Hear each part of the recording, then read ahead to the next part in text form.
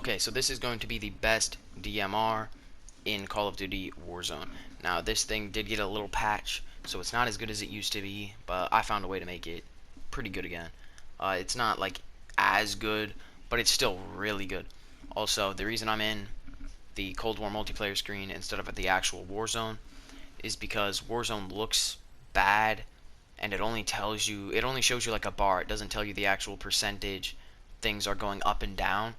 So when other people are building it, they can't really see like exactly what's happening. They only see bar difference, which you can't really tell exactly sometimes what's happening. So I feel like my class will be probably one of the best because most people actually do this in the Warzone menu.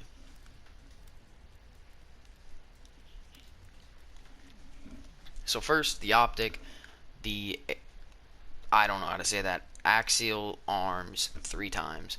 This is the best one because it doesn't zoom in too far, but it's also not like a red dot, so you can actually use this from long distance, and that's what the DMR is meant for, long to mid distance. So the 3 times will be the best. Now for this, reticles, this one is my favorite, the Clean Living, which only takes 400 kills while aiming down sights in multiplayer. But you can also use this one, is pretty good, or even if you play zombies with it, you can use the Disruptor, is pretty nice too. Next, for the muzzle, people use agency because, or no. Okay, it's the next one. This is the one everyone uses. I'm pretty sure. It gives you just plus 25% recoil control and minus 10 horizontal. Because when they nerf this thing, they gave it a lot more recoil. So you're gonna want to have that 25% to kind of combat it. The barrel, this is the one that people were using the titanium, which gives you a plus 21% fire rate. But like I said, they nerfed it and made it so that it has more recoil. So why, if it had more recoil, why would you want to shoot faster? Because then it's just going to be harder to control the recoil. When, since this thing is meant for mid to long range, you could use this, which gives you plus 24% damage, plus 100% effective damage range, and plus 50% bullet velocity. And yes, you lose 20% vertical recoil control and 15% horizontal, but using this barrel kind of goes against that vertical, and the horizontal really isn't that bad. It doesn't matter as much, especially if you're mid-range. Long range it might be a little tough, but if you just shoot slower, this thing will still kill in like 5 or 6 bullets if you hit your shots, because of that 24% damage, 100 damage range, and 50 bullet velocity.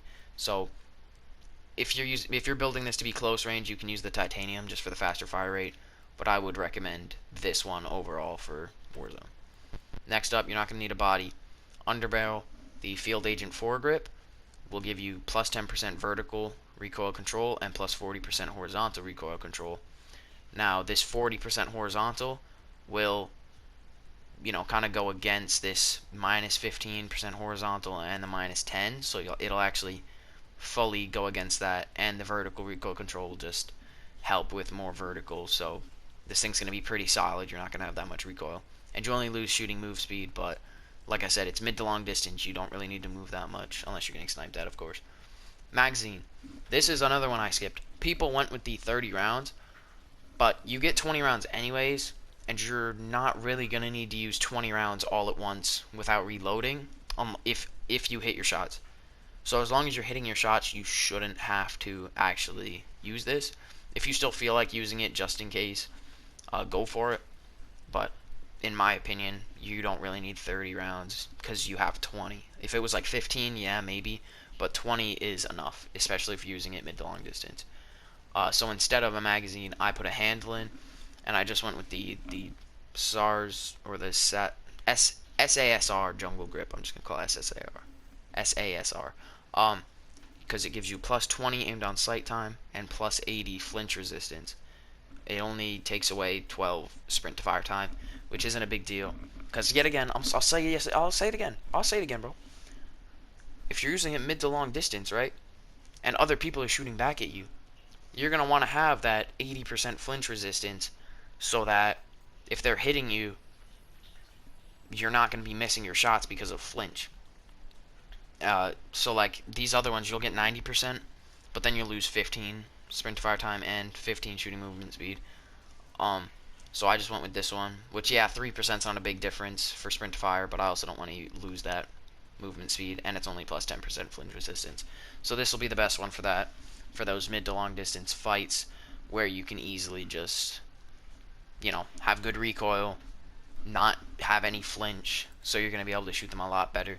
So this is the best DMR class in Warzone. It is a little bit different than other people's, but I feel like, again, people were in Warzone, because if you look at the bottom, look at the accuracy, look at the firepower, you get a little bit extra speed, and the only thing, you don't have more ammo, because you don't really need it, in my opinion.